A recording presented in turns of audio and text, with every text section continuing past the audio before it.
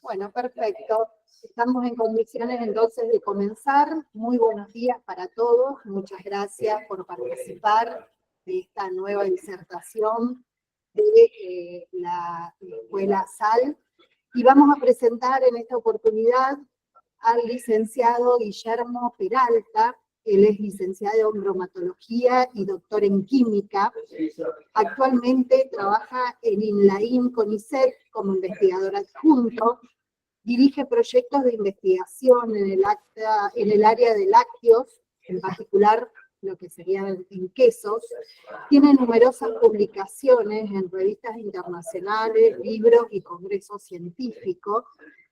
Realiza actividades de docencia en UNL y en otras unidades académicas de grado, posgrado y entre otros cursos.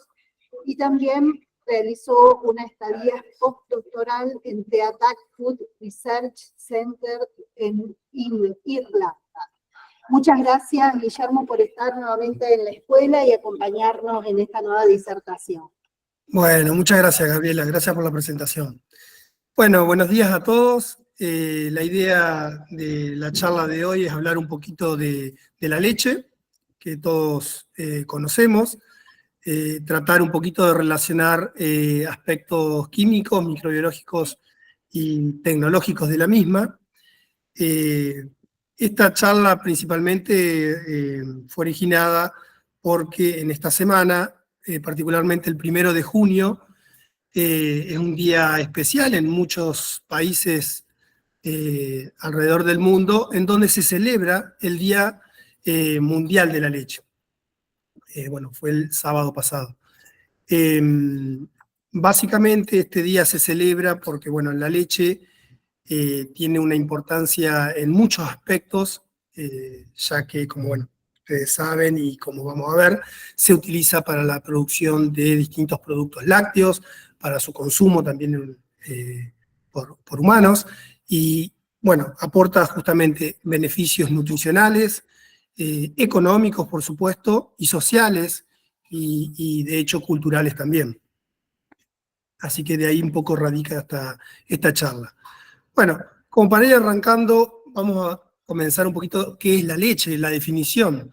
Bueno, la leche no es otra cosa que una secreción de las glándulas mamarias de los mamíferos, que básicamente se origina con la función de alimentar, de nutrir a los mamíferos jóvenes, aportándole energía, aminoácidos, vitaminas, elementos inorgánicos, sistemas antimicrobianos, entre otros componentes que son necesarios para el correcto crecimiento de los jóvenes mamíferos.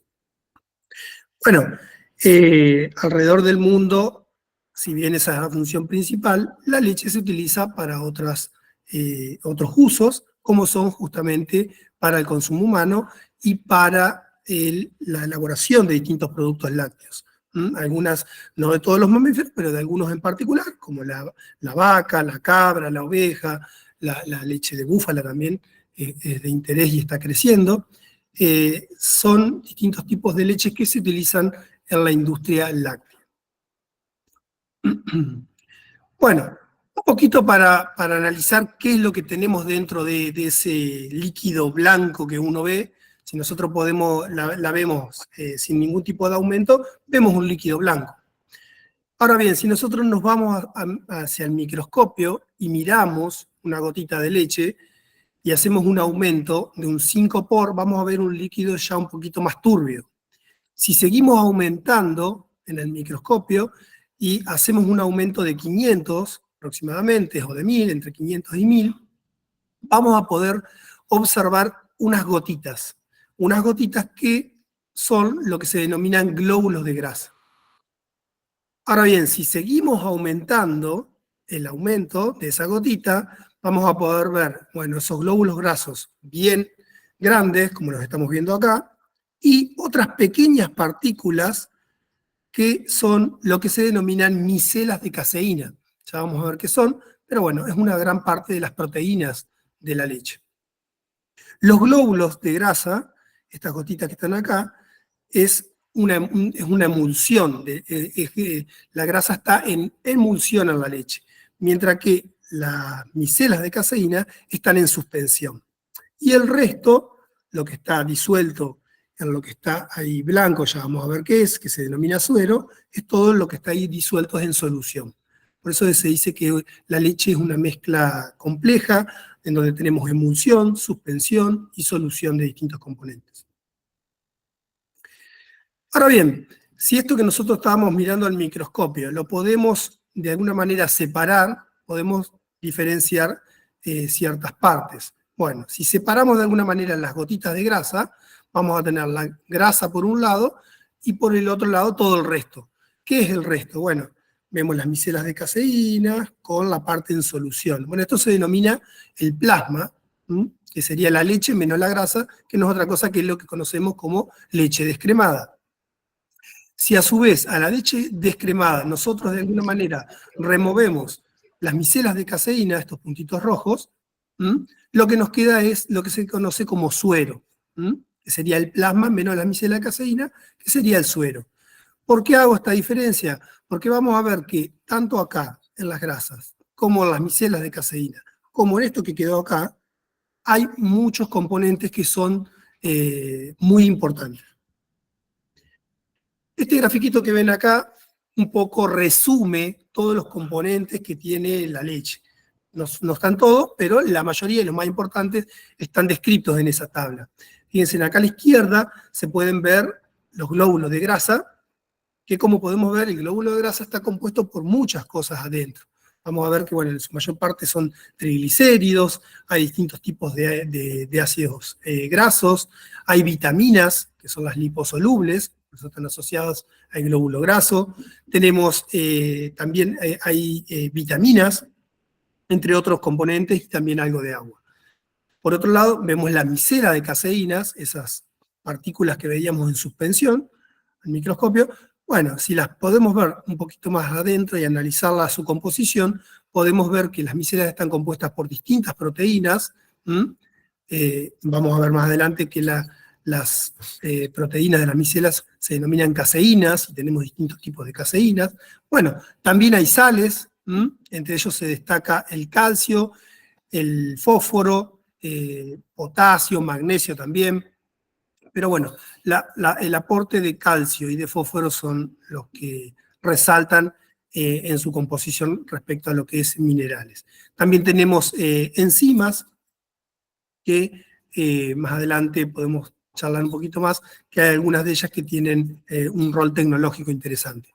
Por otro lado, en el suero vemos que ese líquido que quedaba de separar la grasa y las caseínas, todo ese líquido tiene una gran cantidad de componentes, entre ellos se destacan los carbohidratos, vamos a ver la lactosa, el azúcar de la leche, hay muchos minerales, entre ellos calcio, magnesio, entre otros, fosfato, también hay elementos en cantidad de más trazas, también tenemos proteínas, si bien las micelas de caseínas contienen cierta gran cantidad de proteínas de la leche, no son las únicas. En la parte del suero también tenemos proteínas que se denominan justamente por estar en el suero las sueroproteínas, que tienen un rol importante en la nutrición, en aspectos tecnológicos también. Ya vamos a ver algunos ejemplos concretos. Bueno, y también hay otras fuentes nitrogenadas no proteicas, aminoácidos, también tenemos enzimas, también tenemos vitaminas. Las vitaminas que están generalmente en el suero son las hidrosolubles, mientras que las que están en la grasa son las liposolubles. Bueno, esto es un pantallazo de toda la composición, que bueno, básicamente esto, el efecto, la función principal es justamente nutrir los mamíferos jóvenes, pero nosotros lo utilizamos, en la industria láctea se utiliza para elaborar distintos productos que van a ser consumidos y nos vamos a nutrir nosotros mismos. Bueno, un poco para algunas, simplemente de los componentes mayoritarios, ver cómo varían durante la lactación. Fíjense en que la lactosa, esto es durante las semanas de lactación, la lactosa se mantiene relativamente estable, empieza alta en las primeras semanas y después empieza a disminuir. A medida que eso empieza a disminuir, empieza a subir lo que es la parte proteica y la grasa, que básicamente la grasa aumenta porque hay que darle energía a los mamíferos, ¿no es cierto? Bueno, esto es un poco cómo varía durante la lactación, cómo se comportan. ¿Y de qué varía la composición de todo esto? ¿Es siempre igual? ¿Varía? ¿No varía? Bueno, totalmente varía en función a muchos factores, no solo uno. La alimentación, que la alimentación está muy condicionada a la geografía del lugar donde el animal se desarrolla, a las cuestiones climáticas, porque las cuestiones climáticas van a estar relacionadas con también el alimento que va a consumir el animal. Y bueno, principalmente la composición está condicionada por la alimentación que consume el animal. Eso va a impactar mucho en la composición de la leche. Pero no solo eso, hay muchos otros factores que ya vamos a ir viendo. La parte microbiológica, esta es la parte más bien química. Cuando hablemos de la parte microbiológica, vamos a ver que también está condicionada por la parte de la alimentación. Sin embargo, hay muchos otros factores tecnológicos, del ordeño, de las condiciones de higiene que hay en torno al animal, que van a modificar, pueden modificar la composición de la leche. Bueno, respecto a la lactosa, simplemente algunas características de los principales componentes de la leche, mayoritarios: lactosa, proteínas y lípidos.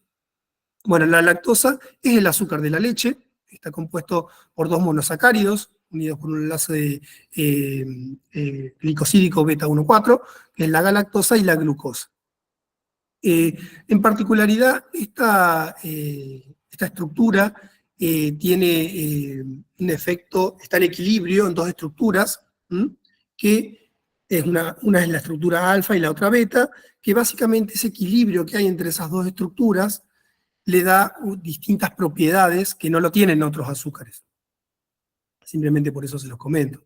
Bueno, la lactosa tiene un factor importante en muchos aspectos, en muchas áreas. Bueno, ya estuvimos charlando que la leche, bueno, a través de uno de ellos, la lactosa, provee energía a los mamíferos. Sin embargo, vamos a ver que hay muchos otros factores que están relacionados también más con la parte tecnológica, que impacta la lactosa. Por ejemplo, lo que es los procesos de fermentación.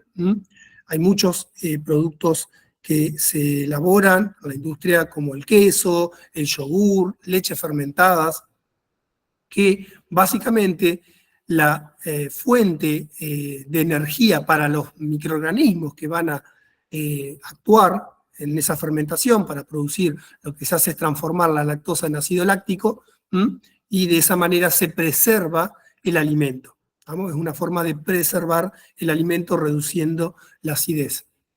Bueno, la lactosa tiene un rol fundamental en ese aspecto. Por otro lado, la formación de compuestos de aroma. Hay muchos compuestos de aroma en los productos lácteos que derivan de la lactosa, entre ellos puede ser diacetilo, acetoína, pero no solo esos, porque la lactosa deriva en el piruvato, es un compuesto intermediario en muchos compuestos de aroma. Por otro lado, bueno, hay otros productos que no son, están relacionados más con la farmacopea, que es la lactulosa, que deriva también de la lactosa. Bueno, después la parte sensorial, tanto el color como el sabor, la lactosa tiene un rol fundamental. Por ejemplo, en lo que es la elaboración de dulce de leche, la lactosa tiene un rol fundamental en la formación de ese color, no solo en el sabor dulce, sino también en la coloración. Hay unas reacciones que se denominan reacciones de Maillard, que se dan entre aminoácidos y azúcares, en donde la lactosa impacta positivamente. También se incorporan otros azúcares, como sacarosa, en estos procesos tecnológicos, pero bueno, la lactosa tiene un rol importante en la formación del color en la elaboración de un yogur, de un dulce de leche. Bien, pasando a los lípidos, como les decía, que es otro de los componentes mayoritarios. Los lípidos, bueno, generalmente son en su mayoría triglicéridos, aproximadamente el 98% son triglicéridos, pero el resto de ellos es más complejo y hay, por ejemplo, monoglicéridos, ácidos grasos, fosfolípidos, esteroles, como les comenté hoy, vitaminas liposolubles. Bueno, es bastante compleja y también la composición de estos puede ir variando según la alimentación del animal. Y la función, por supuesto, principal de la leche para el mamífero también es proveerle energía al recién nacido.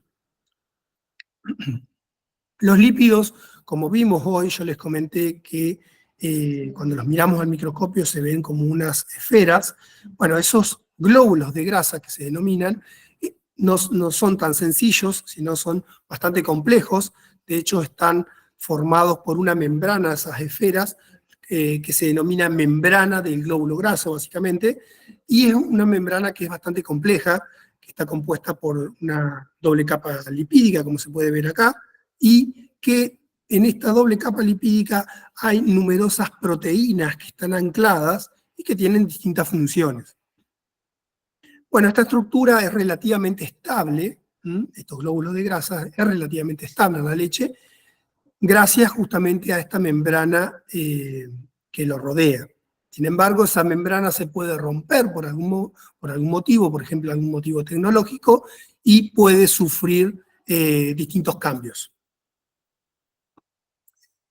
Bueno, tengo una tablita nada más para que vean cómo el contenido grasa varía según las especies, distintas especies, y en algunas la variación es un poco más acotada. Por ejemplo, se puede ver acá en vaca, que está entre un 33 y un 47, esto es gramos por litro, mientras que cuando, por ejemplo, nos vamos a oveja, está entre un, acá, 40 y un 99, o sea que la variación es mucho más amplia. Bueno, y así varía en las distintas especies de distintas especies de animales. Bueno, ¿cuál es el rol? Aparte de, por supuesto, en la parte de la alimentación de los mamíferos, es energía, proveerles energía.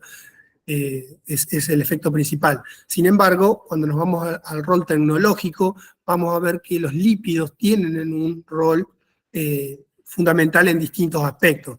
Por ejemplo, los lípidos tienen distintas, dependiendo del producto que estemos elaborando, cuando nosotros calentamos la leche, se pueden producir ciertas interacciones con proteínas. Es decir, esta membrana de glóbulo graso, que tienen proteínas ancladas en la membrana, con la temperatura estas proteínas van a ser un poco más reactivas y van a empezar a reaccionar con otras proteínas y de hecho van a empezar a interaccionar, se van a empezar a unir. Y bueno, eso tiene un rol importante en ciertas elaboraciones de productos que implica incrementar la temperatura. Por otro lado, los lípidos también influyen en la textura de los alimentos, dándole distintas estructuras y sensaciones a la boca cuando uno lo consume. Son muy importantes y de hecho es difícil reemplazarlos. Cuando uno quiere consumir menos grasa en un alimento, entonces, bueno, decimos eliminamos la grasa, bajamos la grasa. Bueno, si bien podemos hacer eso, para el aporte calórico se reduce la grasa en un alimento, pero el aporte que le da la parte sensorial es un gran desafío. Si bien se ha avanzado mucho, aún hoy sigue siendo un gran desafío, pero bueno, es algo que se está trabajando. Por otro lado, bueno, aporta mucho a lo que es el aroma y el sabor. Muchos compuestos volátiles derivan de este mayoritario componente de la leche. También hay distintas reacciones que no son por ahí algo que uno busca, como por ejemplo que se oxide el lípido. Por eso hay distintas estrategias para prevenir ciertas reacciones, porque si se produce la oxidación, por ejemplo, en un queso, los ácidos grasos se oxiden, eso puede generar defectos en lo que es la parte sensorial. Lo mismo con lo que es la rancidez hidrolítica. Y bueno, la tecnología de los productos lácteos respecto a la grasa es muy amplia y muchos de estos factores influyen a través de los distintos procesos. Por ejemplo, Cuando nosotros estamos trasladando la leche de un silo a otro, o a la tina, lo que fuera, la tenemos que bombear a través de bombas. Eso se bombea, y bueno, la leche dentro en ese transcurso, en ese viaje que va por las cañerías, que pasa por la bomba, sufre distintos esfuerzos mecánicos de ese trayecto.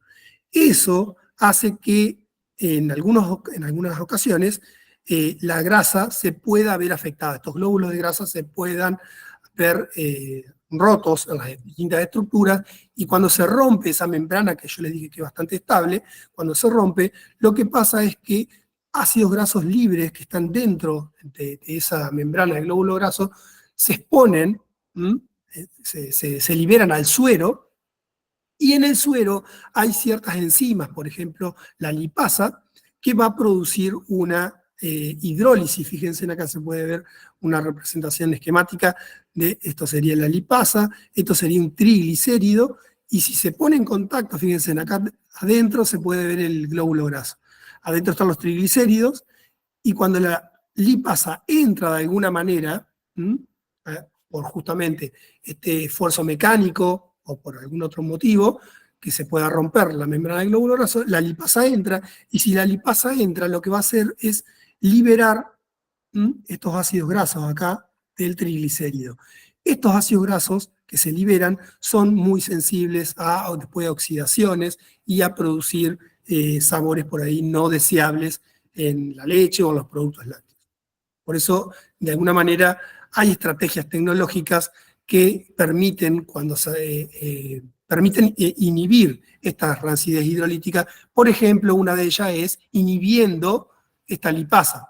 Cuando yo sé que de alguna manera el glóbulo grasa se me va a romper por el tratamiento tecnológico que implique en la elaboración de tal cual producto, lo que vamos a hacer es inhibirla, generalmente por temperatura se puede inhibir, y de esta manera, por más que se rompa, al estar inhibida no va a haber esa hidrólisis. Bueno, hay distintas cuestiones tecnológicas que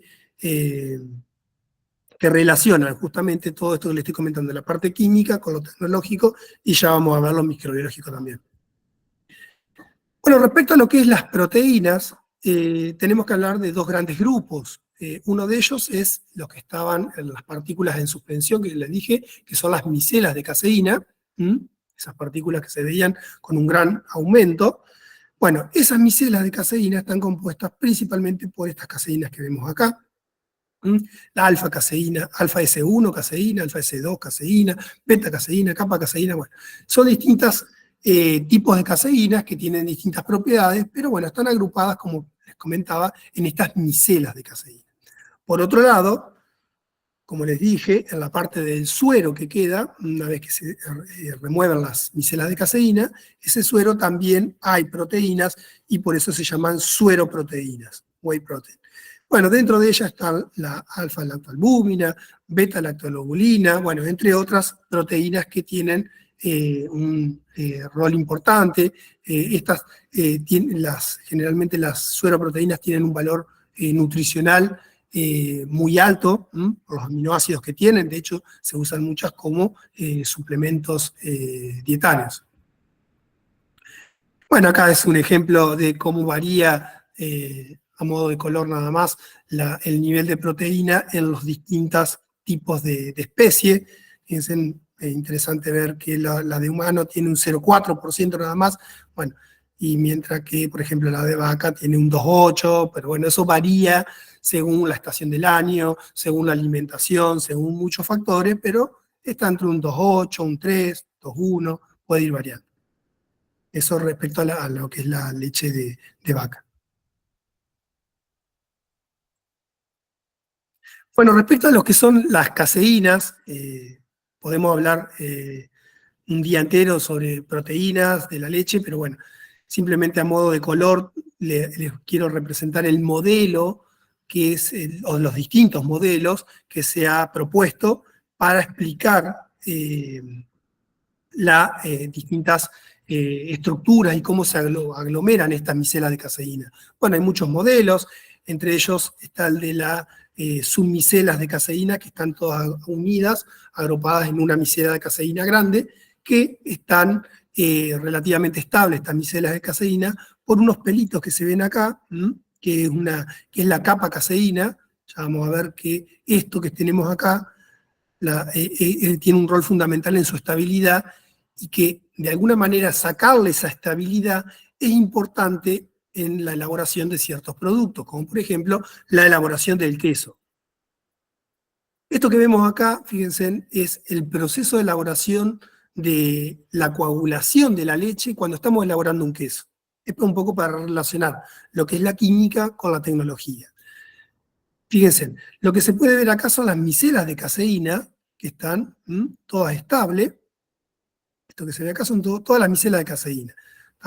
Acá lo que se ve arriba es, es la capa caseína que está alrededor, y bueno, si nosotros vemos alrededor de la submicela, vemos como unas tijeretitas. Esas tijeretitas es algo que nosotros agregamos a la elaboración de la mayoría de las variedades de queso, que se denomina quimosina, que es una enzima. Esta enzima que nosotros agregamos a la leche, la función que tiene es desestabilizar esta micela de caseína. ¿Cómo la desestabiliza? Básicamente se encarga de cortar esos pelitos, actúa en un sitio específico de la estructura de la capa caseína, de la estructura primaria de la capa caseína, que está compuesta por distintos aminoácidos. Bueno, actúa y corta en un sitio muy específico, que lo que hace, bueno, básicamente es liberar un GMP, un glicomacropéptido, es decir, un pedacito de su parte de la caseína, que justamente es el pedacito que le daba estabilidad. ¿Qué es lo que pasa? Una vez que pierde esos pelitos, estas distintas micelas de caseína dejan de ser estables. Y fíjense en cómo se empiezan a aglomerar. Se empiezan a aglomerar, unas con otras se empiezan a aglomerar. A medida que pasa el tiempo, durante el proceso de elaboración, estamos coagulando, estas que se van uniendo, se empiezan a unir ya, las que se unieron dos micelas, después se empiezan a unir con otras dos, y se empieza a formar como una red. ¿Estamos? Bueno, esa red no es otra cosa que lo que nosotros vemos cuando la leche está coagulada. ¿Estamos? Acá se puede ver una red de las distintas aglomeraciones de micelas de caseína. Bueno, esto sería como cuando ustedes abren un yogur firme. Bueno, así vemos la leche en el proceso de elaboración. Es como un yogur firme, pero es leche coagulada. Bueno, ¿qué es lo que pasa? Durante el proceso de elaboración hay distintas etapas que lo que hacemos es, de alguna manera, concentrar esa red. ¿Vamos? O sea, lo que vamos a hacer es, fíjense, porque fíjense, las tijeretitas que están acá y los glicomacropéptidos, eso que se liberó, está todo en el suero, como también todos los componentes del suero que están en la leche. Bueno, lo que se hace de alguna manera por distintos procesos es eliminar ese suero para quedarnos con esta estructura lo más concentrada posible. Por eso, con distintas etapas, que ya vamos a ver más adelante, en distintas etapas lo que hacemos es remover el suero, o gran parte del suero, la mayoría, y quedarnos con una estructura que se puede ver acá, que no es otra cosa que, acá lo que se puede ver es toda una estructura de un gel que está bien concentrado. Bueno, eso es lo que se denomina cuajada, que durante distintos procesos más adelante, eso se va a transformar en lo que conocemos en el queso que uno compra en la góndola, que tiene un sabor particular, que tiene características, y bueno. Pero esto es un poco para relacionar cómo es la química con la tecnología. Bueno, las proteínas en sí tienen muchos roles, como ya les estuve comentando algunos. Entre ellos les da estructura a los productos lácteos, aporta, bueno, en lo que es la proteólisis, principalmente en lo que son los alimentos fermentados. La proteólisis va a impactar en el sabor de los compuestos y en el aroma. Hay muchos compuestos volátiles que nosotros percibimos cuando comemos un queso, cuando tomamos un yogur, lo que fuera, que derivan de las proteínas, principalmente del metabolismo de estas proteínas. Las proteínas se van a hidrolizar en péptidos, los péptidos se van a hidrolizar en aminoácidos, y esos aminoácidos después se metabolizan en una gran cantidad de compuestos de aroma, que son lo que nosotros probamos como que qué rico un tal cual queso. Bien, por otro lado, la desnaturalización de estas proteínas también tiene un rol fundamental en la tecnología de ciertos productos lácteos. Por ejemplo, cuando elaboramos un yogur, generalmente el yogur, el tratamiento térmico, ya vamos a ver para qué se hace el tratamiento térmico, pero está relacionado siempre con lo microbiológico, pero bueno, se hace un tratamiento térmico más excesivo que por ejemplo, un tratamiento térmico en una leche fluida. ¿Por qué hacemos eso en un yogur? Porque nosotros queremos que se desnaturalicen proteínas para que le dé una mayor estructura. ¿Estamos? Bueno, y así hay muchos ejemplos concretos que la desnaturalización de las proteínas es de interés en ciertos productos lácteos, pero en otros no. Por ejemplo, en un queso, no se puede elaborar queso con una leche que fue calentada, por ejemplo, 80 grados 10 minutos, o 70 grados 10 minutos. ¿Por qué? Porque cuando hacemos un tratamiento térmico bastante enérgico en la leche, va a pasar esto que vemos acá. Sueroproteínas van a ser desnaturalizadas. Estas sueroproteínas desnaturalizadas van a empezar a interaccionar, se vuelven muy reactivas, porque se exponen distintos grupos sulfidrilos que se vuelven reactivos y empiezan a reaccionar. Bueno, esos grupos sulfidrilos, de las proteínas del suero, empiezan a reaccionar con distintas proteínas. Y entre ellas reaccionan con la capa caseína de las micelas de caseína. ¿Estamos? Entonces, lo que hacen es unirse a la capa caseína y cuando yo le agrego quimosina, que es el proceso que vimos anterior para hacer queso, la quimosina no va a poder actuar. No va a poder actuar porque hay distintas sueroproteínas que están ancladas. ¿Estamos? Entonces, no vamos a poder coagular correctamente la leche. ¿Estamos? Por eso para algunos tratamientos es necesario desnaturalizar, para otros no. Por eso es muy importante conocer la química de la leche. Y bueno, respecto a lo que es el valor biológico, es muy importante su aporte de aminoácidos, la gran diversidad de aminoácidos, en particular la sueroproteína tiene un valor biológico muy alto. Y bueno, y así podemos seguir hablando y hablando y hablando, pero bueno, como para ir resumiendo un poco lo que son el resto de los componentes, que aparte de lo que es lactosa, lípidos y proteínas, importante podemos destacar las vitaminas, las liposolubles, como ya les comenté hoy, también las vitaminas hidrosolubles, las enzimas tienen un rol importante tecnológico, a veces necesitamos inhibirlas y a veces no. Depende qué enzima estemos hablando y en qué proceso tecnológico estemos hablando. Y por supuesto lo que es el aporte de minerales, de calcio, de fósforo, es fundamental su rol en la parte de la nutrición. Bueno, yéndonos un poquito a lo que es la parte más microbiológica de la leche, este grafiquito que vemos acá resume un poquito los distintos tipos de grupos microbianos que pueden estar presentes. Entre ellos podemos encontrar estos grandes 4 grupos. Microorganismos que pueden ser beneficiosos. Beneficioso puede ser porque me podrían llegar a aportar algún beneficio a la salud, pero eso habría que demostrarlo con un estudio, o sea que es algo no tan banal para decirlo, porque siempre se tiene que demostrar qué microorganismos, no es que todos los microorganismos van a generar un efecto benéfico, pero bueno, podría haber microorganismos que generen un beneficio benéfico para la salud o para los productos lácteos. Hay muchos microorganismos, por ejemplo, distintos lactobacilos, leuconostoc, lactococos, streptococos, thermophilus, lactobacillus vulgaricos, helvéticos. Hay muchos microorganismos que están presentes naturalmente en la leche que me van a aportar cosas positivas a nuestro proceso tecnológico. Por ejemplo, formar aroma, formar ojos en productos lácteos donde yo quiero, en quesos que quiero que tenga ojos. Bueno, hay algunos microorganismos que tienen un rol fundamental y ya vienen de la leche. También algunos de ellos tienen un rol simbiótico, por ejemplo, hay ciertos, en la elaboración de quesos con hongos, generalmente en algunos que se elabora con leche cruda, no en nuestro país, pero en otros países, se utiliza una leche cruda que tiene una diversidad microbiológica muy variada y un gran grupo de leuconostoc, que es un heterofermentativo que produce, aparte de ácido láctico, también produce otros componentes y entre ellos produce gas.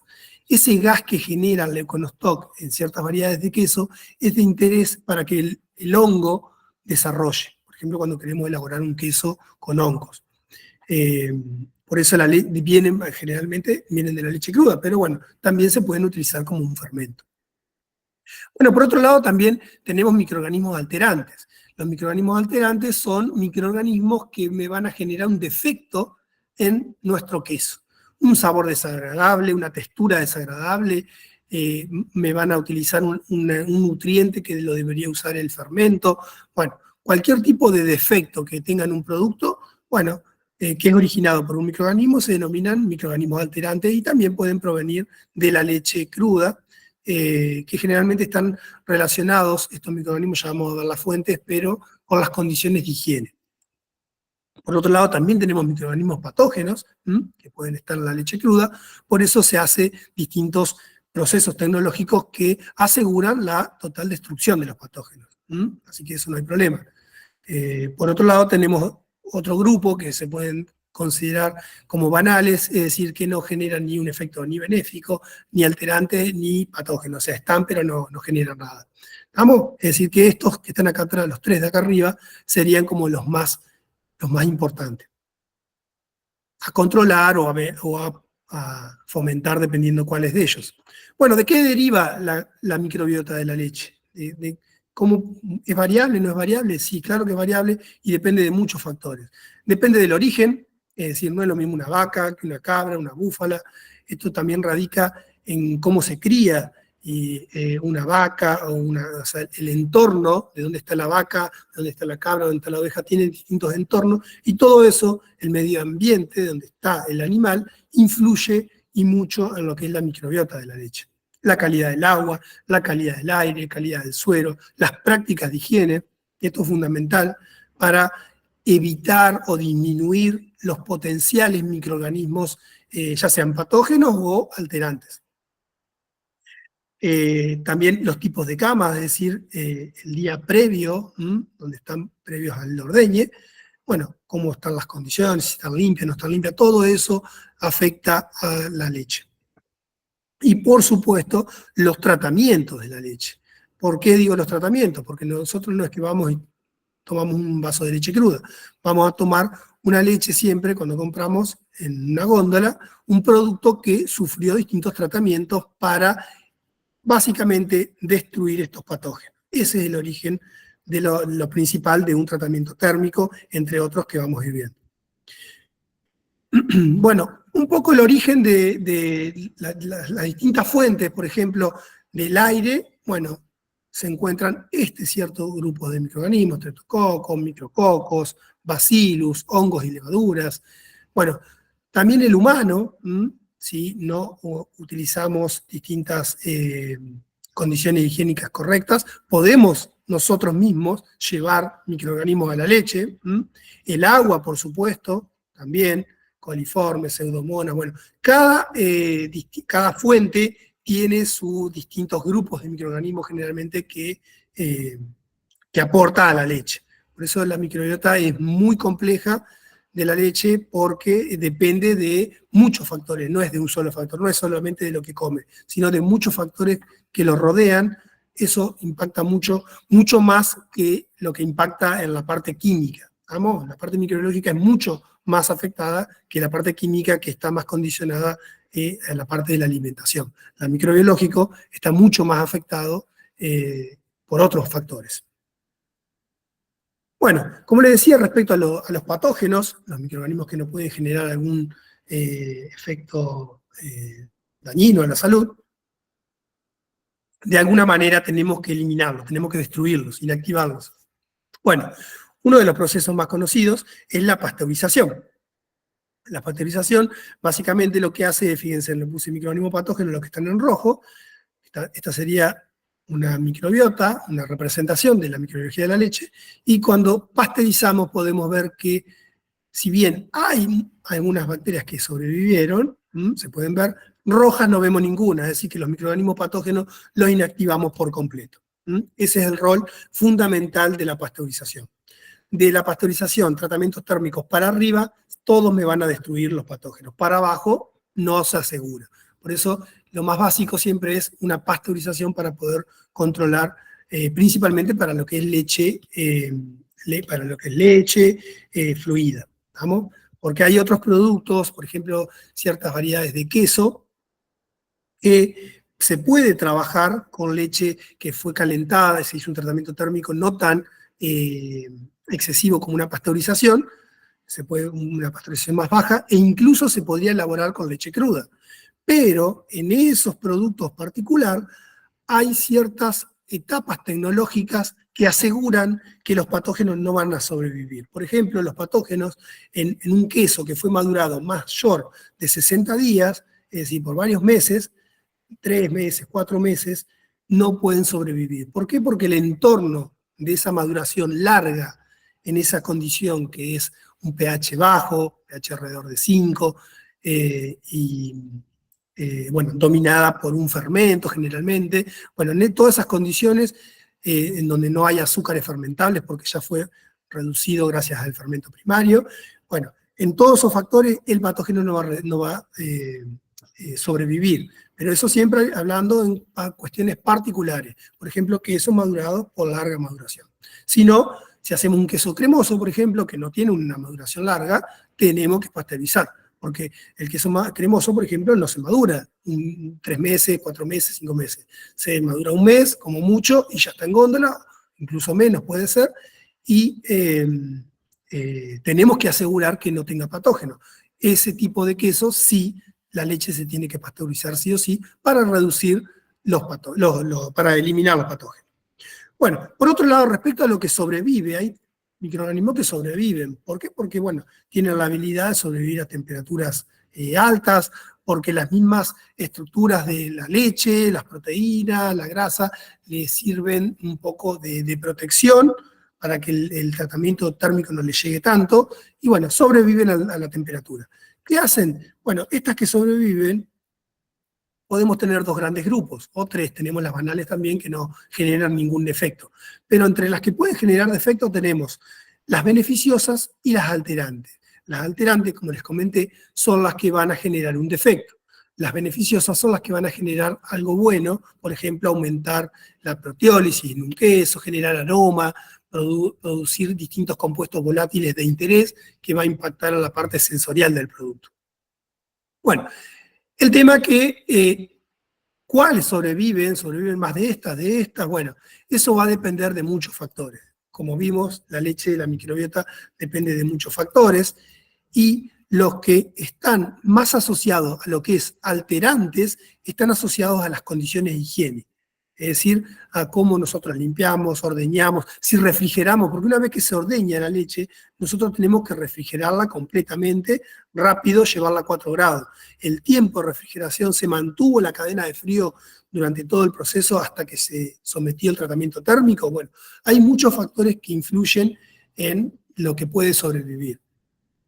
Pero bueno, esto es un poco más largo porque generalmente lo que se hace para tratar de asegurar, por ejemplo, la elaboración de un queso, que lo que sobreviva durante luego que desarrollen un queso, se van a agregar distintos fermentos que ya vamos a hablar un poquito más adelante. Pero bueno, esto un poco respecto al principal tratamiento térmico. Por otro lado, es importante, lo que les decía, las condiciones de higiene y la calidad inicial antes del tratamiento térmico. Porque si bien la pasteurización, fíjense, siempre me va a asegurar que no tengo patógenos, bárbaro, pero si nosotros venimos con una carga muy alta de la microbiota de la leche cruda, lo que va a sobrevivir luego al tratamiento probablemente sea mucho más alto. Y entre ellos vamos a tener también potenciales alterantes también. Generalmente cuando la carga es alta es porque vienen más de contaminación, es decir, del ambiente, de cuestiones de higiene, más que de la alimentación del animal, ¿estamos? Generalmente. Bueno, por otro lado, otras tecnologías que se usan para reducir la carga microbiológica son la bactofugación, que a través de fuerzas centrífugas podemos remover distintas bacterias y esporas. Esto es de interés para ciertos quesos que tienen una larga maduración y es interesante que estas esporas no sobrevivan porque generalmente las esporas son termorresistentes y germinan durante la maduración, pueden germinar y pueden generar defectos. Por eso la bactofugación es una estrategia para eliminarlas. También la microfiltración es una tecnología que permite también eliminar microorganismos. Bueno, ¿por qué hablamos hoy ya hablamos de la química, cómo se relaciona con la tecnología? Ahora, ¿por qué hablamos de la microbiología? Porque también se relaciona con la tecnología de los productos lácteos. ¿Por qué? Porque dependiendo de la microbiota que yo tenga en la leche, dependiendo de toda la composición que yo tenga acá, esto va a impactar directamente en la microbiota de nuestro producto. ¿Vamos? Por más tratamiento térmico que le hagamos, recordemos que si venimos con una leche de mala calidad, el producto generalmente no va a ser de buena calidad. Por eso siempre se tiene que tratar de partir con la mejor leche para que nos dé el mejor producto lácteo. Principalmente esto hablando de productos lácteos fermentados. Bueno, tiene justamente un impacto en muchos de los productos, principalmente los fermentados. Por ejemplo, durante la maduración de un queso pueden pasar varias cosas con esta microbiota, ¿vamos? Que viene desde la leche. Lo que podemos ver ahí es cómo va avanzando. Fíjense, las NC-Lab son los microorganismos que sobrevivieron, que vienen de la leche cruda y que también vienen del entorno de la elaboración. ¿Vamos? Que bueno, si nosotros trabajamos con una leche de buena calidad, generalmente el nivel de NC-Lab, esto viene del inglés, non-starter lácteas y bacterias, es decir, las bacterias lácticas que no son fermento, bueno, estas vienen en un nivel bajo, pero durante la maduración generalmente estas van creciendo, ¿estamos? Pueden crecer, pero pueden también no crecer. Y el fermento, que nosotros le agregamos en una elaboración de queso, que básicamente va a acidificar, siempre se agrega en un nivel alto.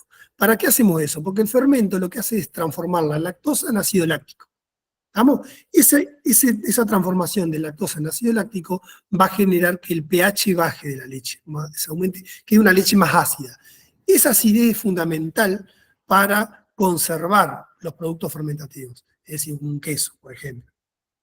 ¿Vamos? ¿Por qué? Porque los patógenos no desarrollan bien en ambientes ácidos, por eso es importante que baje el pH. Entonces, generalmente esa es un poco la dinámica del fermento y de la NC-Lab. Sin embargo, no siempre es igual y depende de muchos factores. Puede ser que la leche cruda o la leche de elaboración que yo arranqué, venga con un nivel alto, de una carga microbiológica muy alta, y bueno, eso va a estar impactado en nuestro queso. Vamos a tener una carga muy alta. Pero recordemos que las NC-Lab pueden dar cosas buenas a nuestro queso, pueden dar cosas que no son muy buenas, es decir, pueden generar defectos. Por eso, generalmente se trata de alguna manera, controlar estas NC-Lab, asegurando que estén en un nivel bajo para asegurar que no me generen defectos. ¿Estamos? Porque nosotros no podemos conocer si son buenas o son malas. ¿Estamos? Por eso, generalmente se trata de usar distintos tipos de fermento que, de alguna manera, cuando desarrolla el fermento, que me controle de alguna manera las NC-Lab, que las mantenga en un nivel bajo. ¿Estamos? Eso lo puede hacer el fermento siempre y cuando partamos de una buena leche, una calidad microbiológica que sea baja. Ahora, porque fíjense, partió baja y se mantuvo relativamente. Pero si la leche está muy alta, ya venimos con una carga muy alta, por más fermento protector que se denominan, le agreguemos, no va a poder controlar. ¿Estamos? Porque ya va a venir una carga muy alta. Por eso siempre, es decir, seleccionar y partir de una leche de buena calidad es fundamental para tener un producto de buena calidad. Bueno, estos son algunos ejemplos concretos de algunos defectos que se pueden llegar a ocasionar con alterantes. Por ejemplo, estos son formación de ojos, en donde nosotros no queremos que haya. Esto debería ser un queso que tendría que estar la masa cerrada. Lo mismo que vemos acá, un queso cremoso, un por salud, perdón, que se puede ver que está todo poroso, hay muchas aberturas adentro, y eso es por microorganismos heterofermentativos que generaron gas y generaron ese defecto. ¿Vamos? Por otro lado, acá se puede ver hongos, que la aparición de estos hongos, bueno, hay muchos factores, pero bueno, puede estar relacionado también al envasado, a la condición de higiene que utilizamos en el envasado. Bueno, hay muchos factores que influyen. También, esto es un queso semiduro, un pate gras que desarrolló un alterante generando aberturas muy pequeñas en donde debería ser más bien cerrado. Esto es un queso cremoso en donde se puede ver que es un queso que está muy duro. El queso cremoso debería ser más bien justamente más blando, pero esto se dio porque desarrollaron fermentos que acidificaron mucho el queso. Es decir, desarrollaron fermentos, esta NSLA, que bajaron mucho el pH del queso y generaron una acidez excesiva, que eso va a impactar negativamente en el sabor del queso y en la textura. Cuando nosotros cortamos ese queso, es un queso duro, que debería ser blando porque es un cremoso, y a su vez cuando lo calentemos para hacer una pizza, no va a fundir. ¿Estamos? Ese es un defecto que viene relacionado también con la microbiología. Bueno, por otro lado, no todo es malo, algunos microorganismos son de interés en la producción de distintos compuestos aromáticos o características. Por ejemplo, bacterias propiónicas pueden ser de interés para producir hojos, fíjense en el queso de mental. Hay muchas variedades de quesos que se elaboran con cultivos propiónicos, que también pueden venir de la leche o se pueden agregar como cultivo secundario, y se pueden generar estas aberturas que bueno, son buscadas a su vez como el propianato, ácido propiónico, y el acetato, que les da un sabor bastante picante y que es buscado. Bien, ahora para meternos un poquito más en la parte tecnológica, no vamos a hablar mucho porque es para hablar horas y horas, porque la tecnología en los productos lácteos va a depender del producto lácteo que estemos hablando y de muchísimos otros más factores. Pero bueno, simplemente como modo anecdótico y para que vean que no es algo tan sencillo elaborar un producto lácteo, requiere muchos pasos que hay que seguirlos y de mucho tiempo también. Traje un protocolo como para que lo miremos por arriba. Por ejemplo, en la elaboración de un queso de mental, partimos de la leche, la leche que viene del tambo. Esta leche tiene que estar, recuerden, refrigerada a 4 grados. Inmediatamente luego del ordeño se filtra y se refrigera rápidamente. Eso va a la industria y ahí empieza el proceso tecnológico para poder transformarlo en los productos lácteos que nosotros conocemos. Bueno, el primer paso siempre generalmente es la pasteurización. También está la estandarización, donde se estandariza el contenido de grasa y de proteína, una relación entre ellos, grasa-proteína, que va a depender del queso que nosotros queremos elaborar. Bueno, una vez que la leche ya está estandarizada y tiene el tratamiento térmico adecuado, lo que se va a hacer es incorporar el fermento y el coagulante. Primero se agrega el fermento. Bueno, acá el tratamiento térmico le puse, fíjense, generalmente 72 grados, 15 segundos, y una vez que se hace el tratamiento térmico se refrigera rápidamente a la temperatura donde continúa el proceso. Bueno, yendo a la parte de la adición del fermento, una vez que ya tenemos la leche pasteurizada, eliminamos los patógenos, incorporamos el fermento. El fermento lo que va a hacer es va a empezar a desarrollar la leche. ¿Vamos? O sea, primero se homogeniza bien y empieza a desarrollar. El fermento que se incorpora, bueno, siempre tiene que haber un fermento primario, que generalmente puede ser un cultivo termófilo o un mesófilo, según la temperatura de crecimiento. Streptococcus thermophilus, se usa mucho en Argentina, Lactococcus lactis, se usa mucho en Europa, bueno, o mezclas de ellos. Ese, básicamente lo que va a hacer en las primeras horas de la elaboración es metabolizar la lactosa, que es el azúcar de la leche, y la va a transformar en ácido láctico. Entonces el ácido láctico va a empezar a aumentar durante las primeras etapas de elaboración. Va a empezar a aumentar el ácido láctico y eso lo que hace es un poco lo que yo les decía, va a, de alguna manera, preservar nuestro producto lácteo. También es de interés para la tecnología, esa acidificación va a ayudar a los procesos más adelante que vamos a ir viendo, como es la formación del gel, que también está mediada por por el coagulante, que ya les comenté cómo trabaja, esta quimosina. Yo una vez que agrego el fermento, lo homogenizo e inmediatamente agrego el coagulante y espero un tiempo, espero unos 40 minutos más o menos, en donde esta quimosina va a actuar, va a cortar esos pelitos de la capa caseína, ese GMP, glicomacropéptido, lo va a liberar, la va a desestabilizar y va a coagular. Se va a formar ese tipo yogur que estamos hablando, en donde se forma ese gel. Después sigue el proceso de elaboración con el corte del coágulo, la cocción y el moldeo. ¿Estamos? Se corta la cuajada, se cocina y viene el moldeo en donde, bueno, previo vamos a tener que eliminar ese suero. ¿Estamos? Lo que yo les decía. ¿Qué era lo que hacíamos con eso? Concentramos esta red que se formó de caseínas. ¿Estamos? Después viene el prensado. Acá tenía alguna. Bueno, este era el proceso de coagulación que ya lo vimos.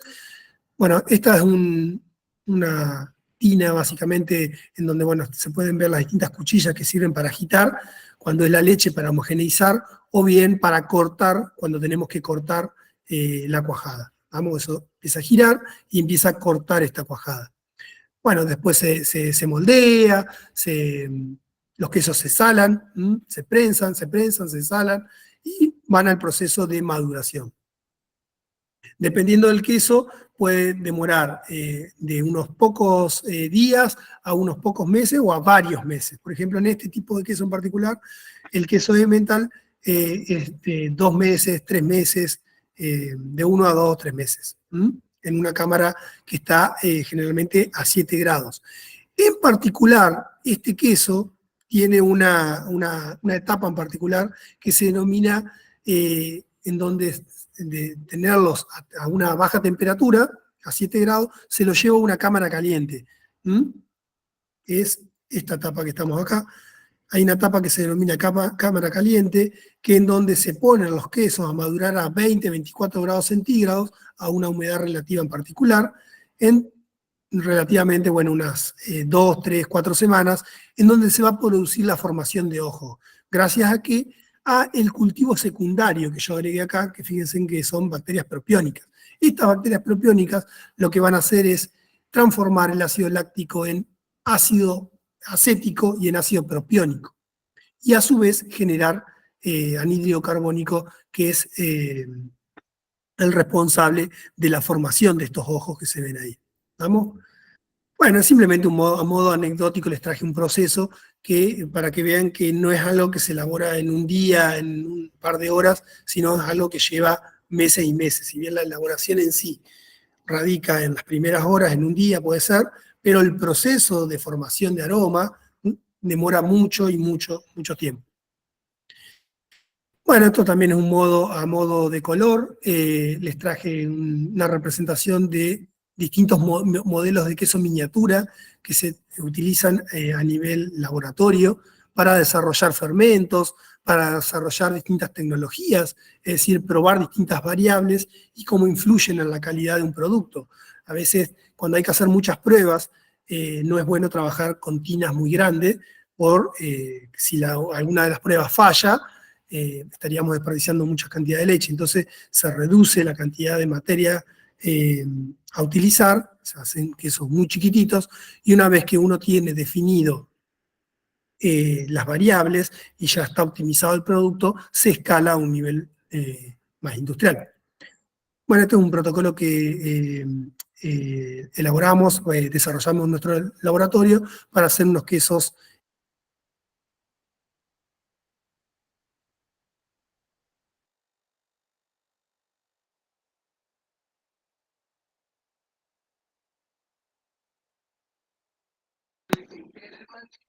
Está silenciado.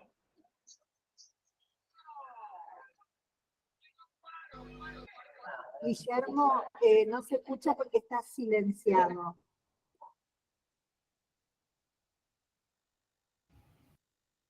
Hola, ¿ahora sí me escuchan? Ahora perfecto, sí se escucha. ¿Se silenció recién? Se silenció solo, se ve. Ah, bueno, menos mal que me escucharon de acá para atrás.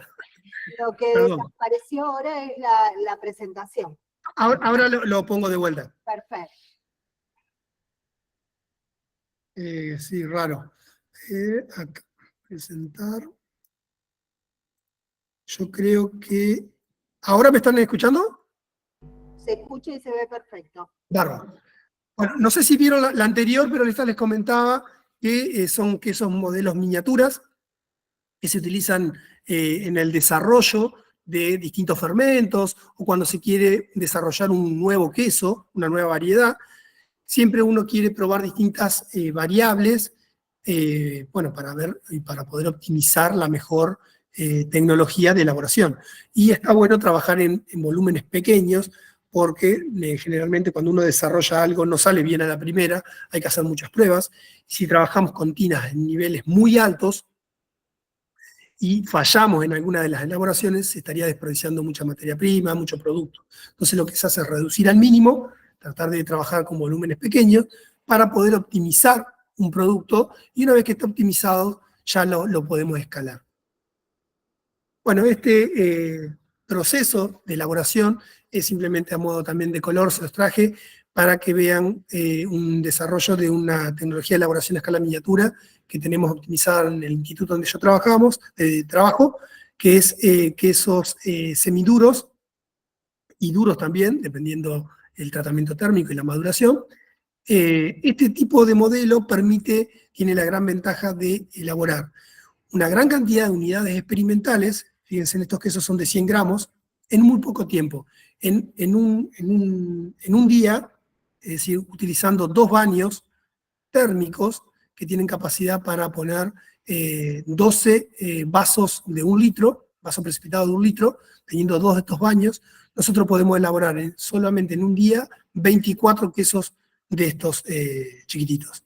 Esto la verdad que es fascinante para cuando uno tiene que estudiar muchas variables para poder optimizar un proceso, y es fascinante. Entonces uno puede elaborar en un día, hacer 24 unidades experimentales distintas, porque a cada tina, cada vaso que tiene 1 litro de leche, nosotros le podemos incorporar distintos componentes que queremos estudiar. Eso tiene mucho interés. Bueno, y ahí están las distintas etapas en donde también, exactamente igual que a nivel industrial, en el laboratorio la podemos simular. Esto sería la pasteurización. Bueno, acá en el baño térmico lo mantenemos a la temperatura necesaria para coagular, cuando le agregamos la quimosina. Fíjense, acá se puede ver el gel, y una vez que se forma el gel, ahí está el proceso en donde se empieza a cortar, ¿vamos? Con distintas liras. Bueno, estas son un poco más bien artesanales, pero bueno, se corta ese gel, fíjense que yo les decía que era como un yogur, fíjense, un yogur firme, que lo empezamos a cortar. Una vez que lo cortamos, lo empezamos a reducir el tamaño, se empieza a reducir, y ¿qué es lo que se separa acá? Acá tenemos las dos, lo que les estuve contando hoy, es las proteínas, la red de caseína, que se denomina cuajada, a esta etapa se denomina ya cuajada. Esta cuajada se empieza a separar de todo lo que es el suero. ¿Vamos? Eso lo removemos, se remueve, y lo que vamos a concentrar es estas cuajadas. Después se prensa, se sala, y bueno, después se pinta y se madura para que forme el aroma. Es un poco a modo de color. Bueno, respecto a lo que es tecnología, no vamos a hablar mucho más de esto, porque la tecnología va a depender del producto que estemos elaborando. Si estamos elaborando una leche fluida, puede ser que el tratamiento térmico sea por un intercambiador de placas, como se ve ahí, también puede ser intercambiador tubular, unos y otros tienen sus ventajas y desventajas. También una leche fluida puede ser esterilización en botella, el tratamiento térmico en botella, leche esterilizada, es un tratamiento térmico más alto, y eso va a afectar un poco más respecto a un tratamiento que tiene menor intensidad respecto a la conservación de los nutrientes. Siempre cuando hacemos un tratamiento térmico tratamos de, bueno, hacer el tratamiento térmico necesario para tal y cual producto. En lo que es leche es la conservación, eliminar los patógenos, pero tratar de conservar el resto de los componentes, es decir, las vitaminas, principalmente, que son termosensibles. Bueno, por otro lado también la leche en polvo, no es lo mismo secarla en un secador spray que en un secador a rodillos. Afecta mucho más a los nutrientes de la leche respecto al secador spray, que es mucho más rápido. Bueno, la tecnología de elaboración de manteca puede ser continua, discontinua.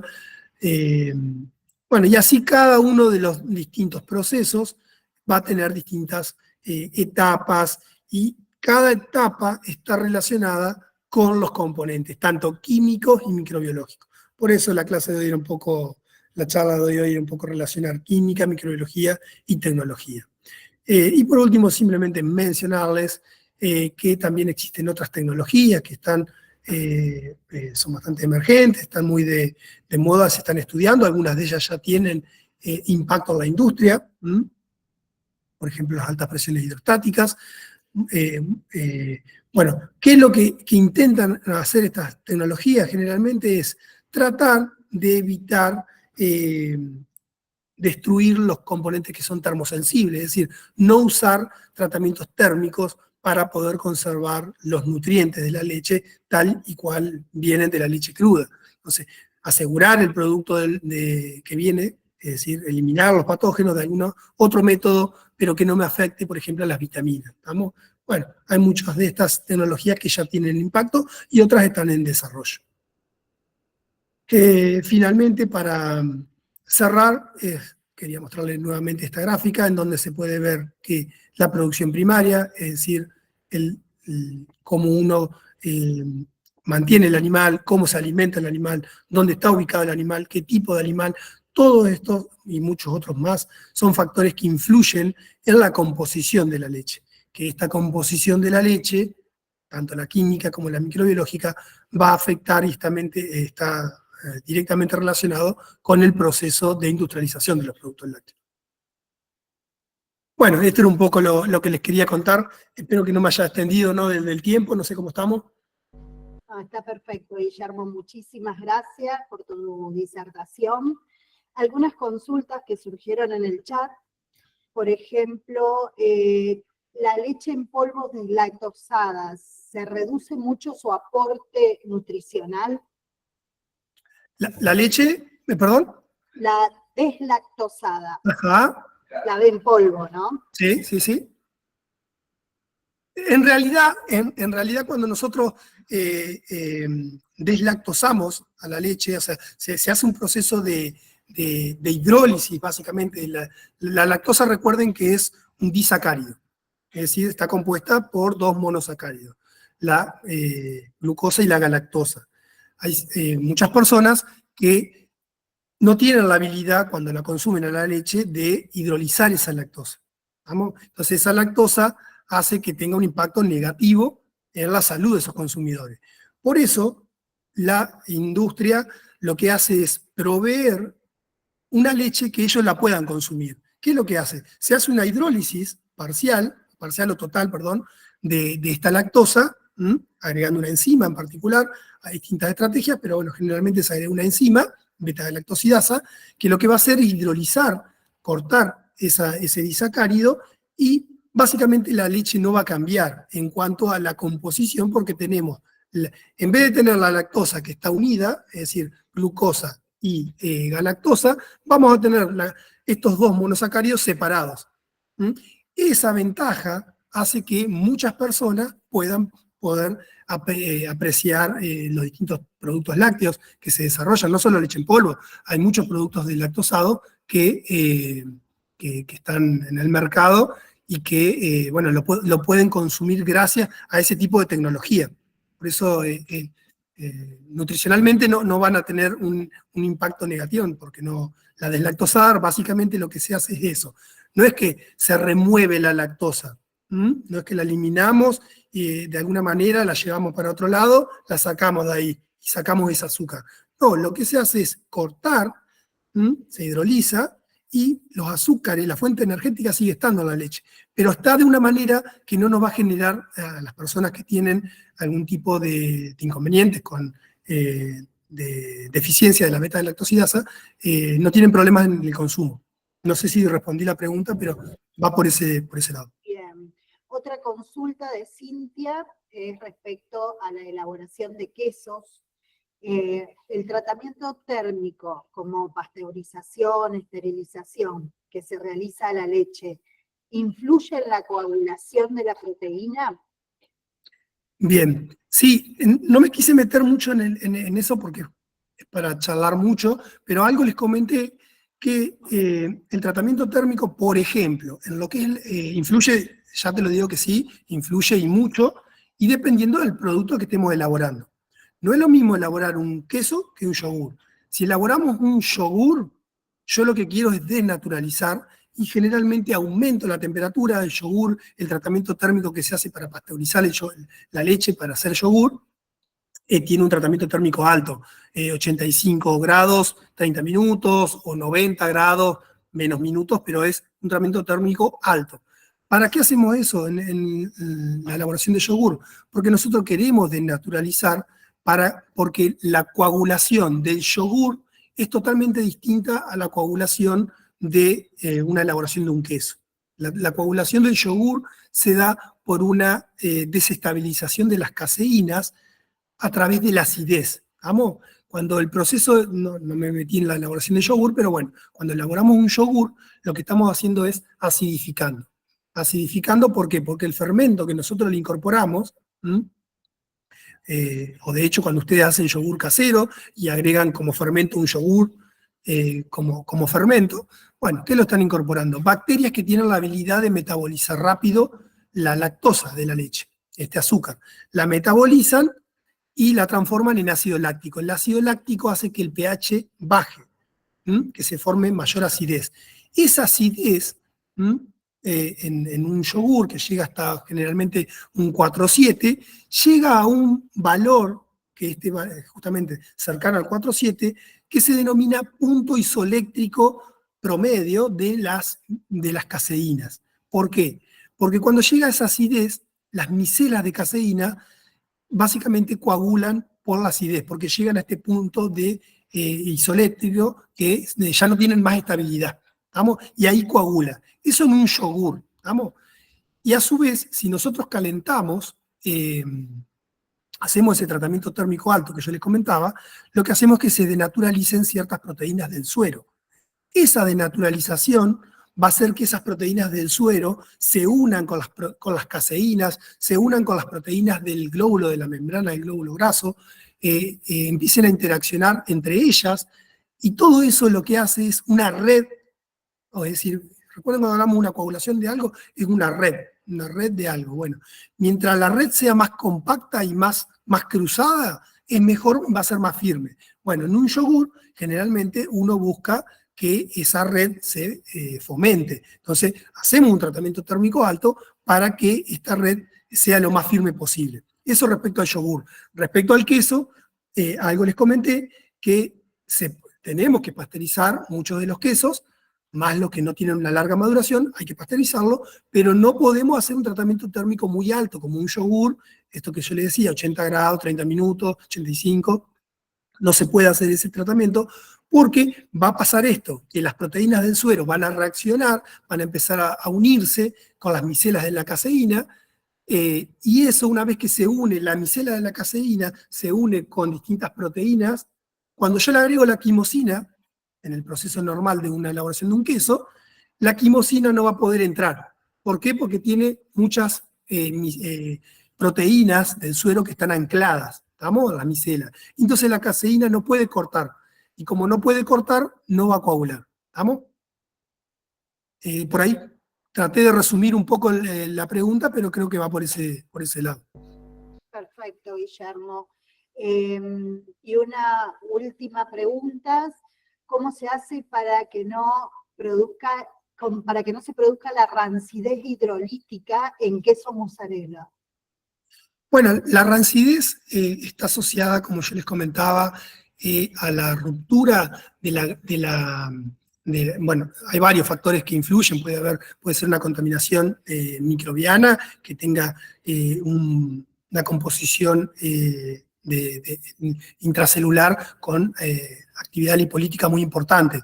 Pero bueno, lo que generalmente está asociado a la hidrólisis de los triglicéridos y a esta rancidez está asociado mucho a conservar la grasa que viene de la misma leche.